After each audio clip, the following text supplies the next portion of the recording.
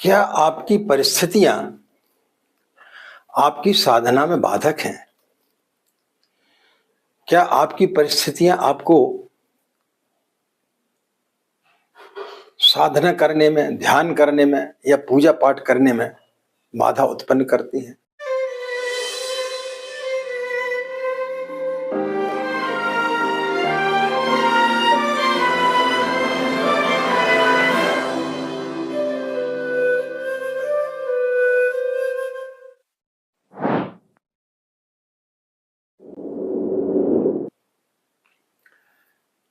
हमारे आत्मी बहुत सारे लोगों की समस्या होती है, बहुत सारे लोगों के फोन आते हैं और सबकी प्राय यही समस्या होती है कि आचार्य जी, हमें पूजा करने के लिए समय नहीं मिलता, हम समय नहीं निकाल पाते हैं। ये कितनी बड़ी बेईमानी वाली बात है। यदि आप किसी से पूछें तो ये बड़ी हास्यास्पद बात लगेगी। व्यक्ति के लिए हर चीज के लिए समय है, कोई भी परिस्थिति उस काम के लिए नहीं रोक पाती, लेकिन ईश्वर के पास बैठने के लिए व्यक्ति के पास में समय नहीं है। ये कितनी बड़ी विडंबना है। हर व्यक्ति कोई ना कोई बहाने खोज लेता है कि क्या करें, सुबह उठ नहीं पाते हैं, सुबह बहुत सारे काम रहते हैं, ऑफिस जाने की जल्दी रहती है, इसलिए हम साधना नहीं कर पाते हैं। तो जो काम व्यक्ति नहीं करना चाहता उसके वो 50 बहाने खोज लेता है। यूनान की एक बड़ी प्रसिद्ध घटना है। वहां के राजा ने अपने वजीर को मृत्यु दंड दिया। सुबह होने की थी।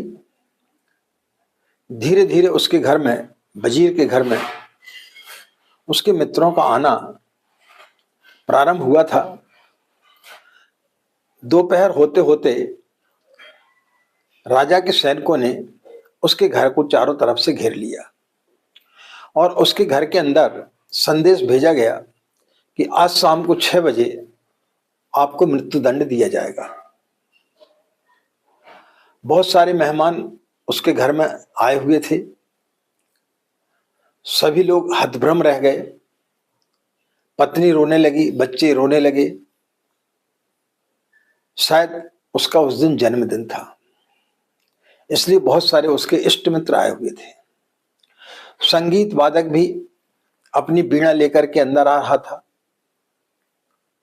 अचानक उसके अंदर जो उत्साह था वो सब ठंडा पड़ गया। बीड़ा को एक जगह रख दिया।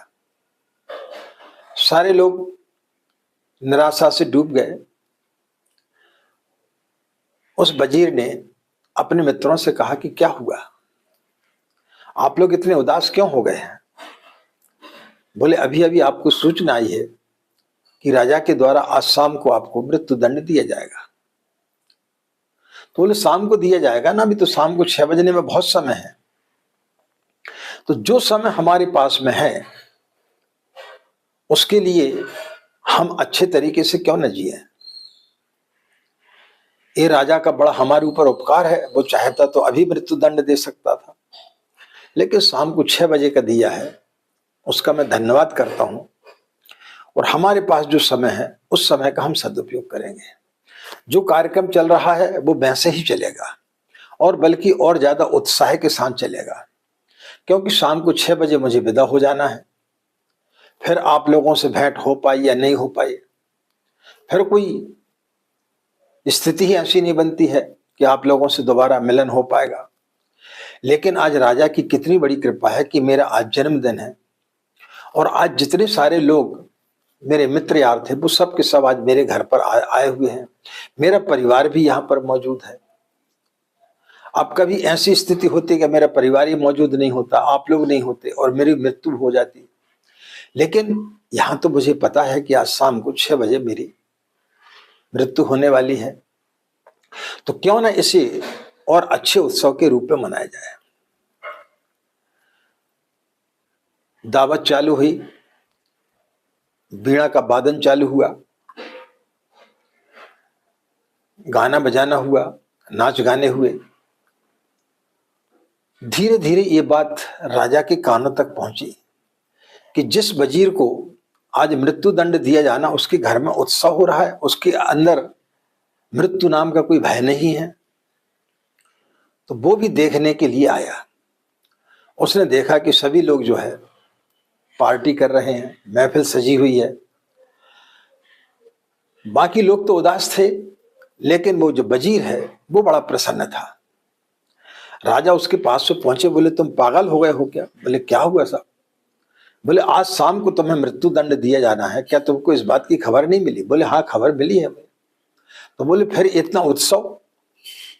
बोले नहीं, मैंने तो इस उत्सव को और ज्यादा बढ़ा दिया है कि अब शाम होने को है और मुझे मृत्यु दंड होने वाला है, मेरा अंतिम समय आ गया है, तो क्यों ना इस क्षण को अच्छे तरीके से जिया जाए। राजा ने जब उस वजीर के चेहरे को देखा, उसके अंदर किसी प्रकार का भय नहीं था। उसने देखा कि ये व्यक्ति तो जीना सीख गया है। इतना शानदार व्यक्ति मेरे राज्य में और कौन हो सकता है? तो ऐसे व्यक्ति को यदि आज मैं मृत्यु दंड दूंगा तो ये मेरे लिए बहुत ही गलत होगा। तो उसने उस वजीर से बोला कि मैं अपनी न्याय की जो प्रक्रिया है, जिसमें तुम्हें मृत्यु दंड दिया गया है, उसे मैं वापस लेता हूं, क्योंकि मैंने जीवन में विषम परिस्थितियों के साथ में कैसे जिया जाए ये तुमसे सीख लिया है। कि इतनी विषम परिस्थिति में भी कि जब आपकी मृत्यु दंड होने वाला, आपको पता है कि आज शाम को 6 बजे मेरी मृत्यु होने वाली है, लेकिन इसके बावजूद भी आपने उसे उत्सव बना दिया, आप भय से मुक्त हो गए। तो मित्रों, इससे बड़ी परिस्थिति हमारे जीवन में कोई नहीं हो सकती। लेकिन हम ईश्वर के पास बैठने के लिए किसी न किसी तरीके से बहाना खोज लेते हैं कि इस कारण से हम साधना नहीं कर पाए, इस कारण से हमारे पास में समय नहीं मिल पाया। कल्पना करें कि 24 घंटे में आपके पास में सारे काम के लिए समय है। बच्चों के पास बैठने का समय है, टीवी देखने का समय है, चलचित्र देखने के लिए समय है, मित्रों के साथ घूमने के लिए समय है, अन्य काम करने के लिए आपके पास में समय है, लेकिन ईश्वर के पास बैठने के लिए समय नहीं है। क्या हम 24 घंटे में 2 घंटे का समय ईश्वर के लिए नहीं निकाल सकते? हम जो चीज में हमारा मन नहीं लगता है, जो चीज हम नहीं करना चाहते, उसके लिए व्यक्ति 50 बहाने खोज लेता है, और हम उसी प्रकार से बहाना खोजते जाते हैं कि किसी प्रकार से कोई बोल दे कि हाँ ठीक है, कोई बात नहीं, ऐसा नहीं करने से कोई फर्क नहीं पड़ता, तो हम उस बहाने को खोजना चाहते हैं। लेकिन जो व्यक्ति करना चाहता है वो उन परिस्थितियों को अपने ऊपर हावी नहीं होने देता। हमने 1981 में पूज्य गुरुदेव से दीक्षा ली थी। उसके बाद जब हमने अपने पुरुष चरण चालू किए, तो हमारे जो मित्र थे जिनके साथ में हम व्यापार करते थे, वो हमेशा हमें टोका करते थे कि भाई अभी आपके पास में बहुत समय है, अभी तो आप यंग हैं, 35-40 साल की उम्र है आपकी, तो फिर इतनी लंबी साधना उपासना आप क्यों करते हैं? तो मैं बोला कि मैं जिस समय साधना उपासना करता हूं, ना तो वो मेरे बीवी बच्चों का समय होता है, ना आपका समय होता है, ना व्यापार का समय होता है। तो बोले ये सब काम तो जो है आदमी को वृद्ध अवस्था में करने चाहिए। अब आप कल्पना करिए कि जब हमारी उम्र आज 72 साल की है, क्या हम उतने कठिन उपवास कर सकते इस समय, या उतनी कठिन साधना कर सकते? नहीं कर सकते। तो जब व्यक्ति के पास में समय होता है, उस समय वो बहाना खोज लेता है कि अभी क्या करना पूजा पाठ करके, अभी मंदिर जाके क्या करना है। तो जो काम व्यक्ति नहीं करना चाहता उसके लिए 50 बहाने खोज लेता है, और साधना करता भी है तो हमेशा रोते रहता, हमेशा भिखारियों के समान कुछ ना कुछ मांगते रहता, उसकी डिमांड कभी खत्म होती ही नहीं है। हमें ईश्वर क्या क्या दे रहा है इस ओर हमारा ध्यान ही नहीं जाता है। एक महिला थी, वो गायत्री मंत्र का जाप किया करती थी। एक दिन उसका बच्चा छत से नीचे गिर गया। कुछ ही समय पहले उसका ऑपरेशन हुआ था। ज्यादा चल फिरने के लिए डॉक्टर ने मना किया था, लेकिन जैसे ही बच्चा छत से गिरा, वो बदहवास होकर के दौड़ी और बच्चे को अपनी गोदी में उठाया। बाहर निकली, कोई टैक्सी, कोई ऑटो नहीं मिला। वो दौड़ते हुए 2 किलोमीटर तक अस्पताल पहुंची, बच्चे को एडमिट किया। 2 दिन बाद उसको, बच्चे को होश आया। कुछ दिन बाद वो ठीक हो गया। वो अपने बच्चे को घर में लेके आई। एक दिन वो रसोई घर में खाना बना रही थी और उसके मन में विचार आया कि हे गायत्री माँ, हे गुरुदेव, मैं इतनी सेवा करती हूं, मैं इतनी साधना उपासना करती हूं, लेकिन मेरे साथ इस प्रकार से घटना क्यों घट जाती है। अभी अभी मेरा ऑपरेशन हुआ था, डॉक्टर ने चलने को मना किया था, मेरा बच्चा छत से ऊपर गिर गया, वो तो पता नहीं कैसे बच गया। जब वो रात्रि में सोई तो उसको गुरुदेव ने दर्शन दिए और बोला कि तुझे पता है, जब तेरा बच्चा छत से नीचे गिरा उसके 1 दिन पहले तेरा जो मकान बन रहा था वहां बड़ी बड़ी लोहे की राडें पड़ी हुई थी, ईंटें पड़े हुए थे, लेकिन तूने उसी दिन साफ कराया था और साफ कराने के बाद ही वो बच्चा नीचे गिरा। तेरा ऑपरेशन हुआ था, डॉक्टर ने तेरे को चलने के लिए मना किया था, तू चलने में भी घबरा रही थी, लेकिन तेरे को 2 किलोमीटर तक मैंने दौड़ा दिया, तेरे अंदर के उस भय को खत्म कर दिया। तेरा बच्चा यदि 1 दिन पहले गिरा होता तो उन लोहे की राडों के ऊपर गिरा होता तो उसका जीवन बचना मुश्किल था, लेकिन ये सारी व्यवस्था मैंने तेरे लिए बनाई और तू आज मुझसे शिकायत कर रही है कि तुझे कुछ भी नहीं मिला। तब उसे एहसास हुआ कि सचमुच में यदि 2 दिन पहले मैंने उस सामान को नहीं हटाया होता, उस समय क्या स्थिति होती। मेरे कमर का ऑपरेशन हुआ था, मैं चलने से डर रही थी, लेकिन मैं 2 किलोमीटर तक मुझे गुरुदेव ने दौड़ा दिया। तो ईश्वर हमें किसी न किसी रूप में देते रहता है, लेकिन हम भिखारियों के समान मांगते रहते हैं। हमारी डिमांड कभी खत्म होती नहीं है और ईश्वर के पास बैठने के लिए किसी न किसी रूप से हम जो है बहाना बनाते रहते हैं कि हमारे पास तो समय नहीं। समय उन्हीं लोगों के पास में नहीं होता जो करना नहीं चाहते हैं, लेकिन जो करना चाहते हैं और जो संकल्पित हो जाते हैं। कहावत है कि आप जब किसी चीज को पाना चाहते हैं तो सारी कायनात उस चीज को दिलाने में आपको लग जाती है,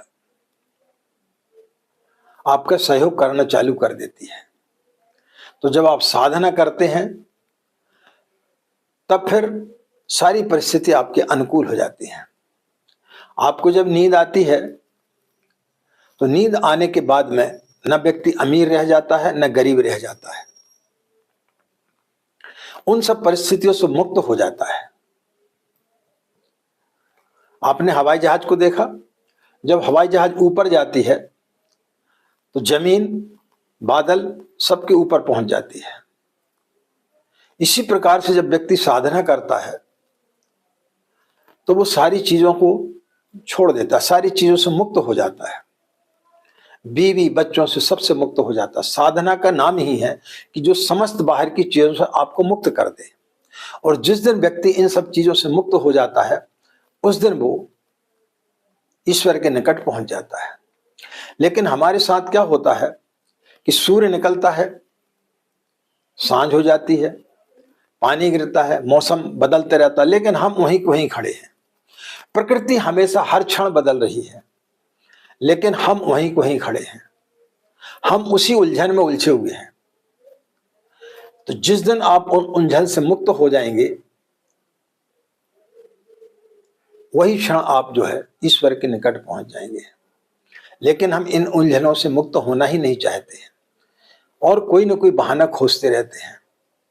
इन बहानों को छोड़ करके जिस दिन आप ईश्वर के पास में 24 घंटे में से कम जो है आप 1 घंटा, 2 घंटा, आधा घंटा, 10 मिनट, 15 मिनट आप ईश्वर के पास बैठो तो सही। और जब आप बैठेंगे तो ये सारी चीजों से आप मुक्त होते हुए चले जाएंगे और फिर आपको पता चलेगा कि बाहर की जो दुनिया है वो तो अलग है, हम तो कुछ और ही हैं। आपके अंदर परमात्मा विराजमान है और जिस दिन आपको उसकी झलक मिल जाएगी उस दिन आप जो है परमानंद को प्राप्त कर लेंगे।